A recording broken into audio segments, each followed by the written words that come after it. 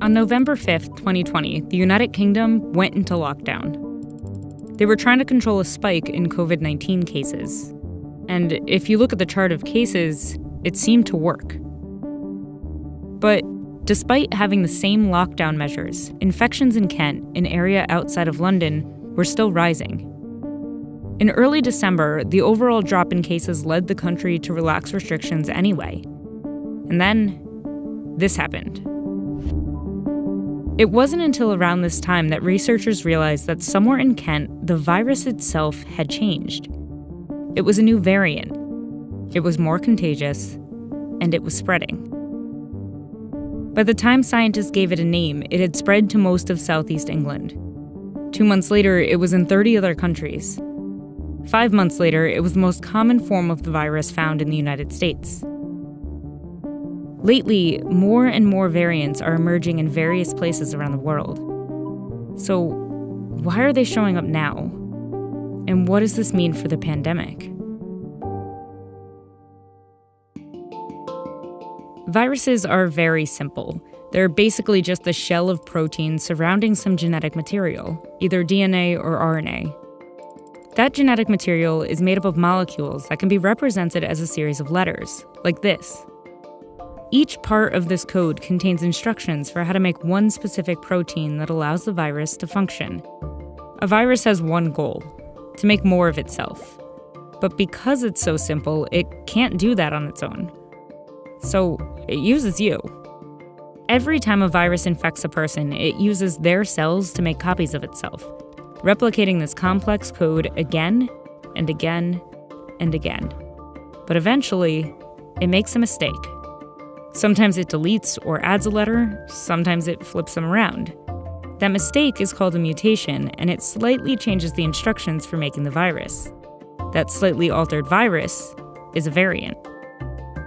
Since viruses are constantly going through this copying process, it's normal for them to change over time. For example, this chart shows some of the mutations the SARS-CoV-2 virus has made since December of 2019. Most of the time, these mutations are harmless, or even make the virus weaker, and they quietly disappear without making any notable difference. But other times, a series of mutations occur that give the virus a slight edge over us, which is what scientists started to notice with SARS-CoV-2 back in September of 2020. You're seeing specific mutations that do allow the virus to bind human receptors better and enter cells better. Coronaviruses are covered in spike proteins that they use to bind with and infect human cells. The thing is, that binding isn't a perfect fit, so it doesn't always get past the cell's defenses.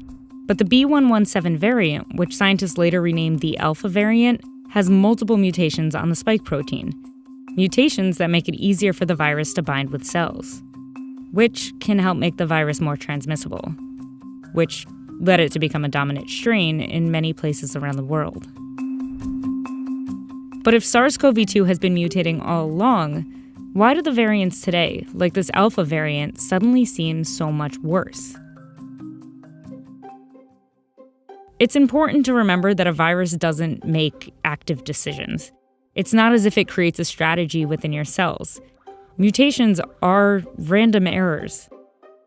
But the longer a virus is around and the more people it infects, the more it will change. And the more those changes accumulate, the more chances the virus has to evolve into something more dangerous. These 4 variants, considered variants of concern by the World Health Organization, all have mutations on the spike protein. Delta, the most recent addition to this list, has been referred to as a double mutant, because while it has many different mutations, it has 2 significant ones we've seen before. This mutation seems to make the virus more transmissible. And a version of this one, found in 2 other variants, makes it easier for the virus to reinfect people who have already had COVID-19. Meaning these 2 mutations may have evolved to dodge our natural immune response.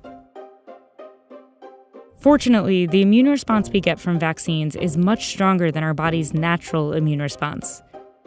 So, while we may see variants that make our vaccines somewhat less effective, most experts think it's unlikely one will emerge that completely evades our vaccines. But that doesn't mean it can't happen. If you give the virus enough time and replicative cycles, it will sample a very large evolutionary space and find a solution to the problem we've presented it, which is vaccination and widespread immunity.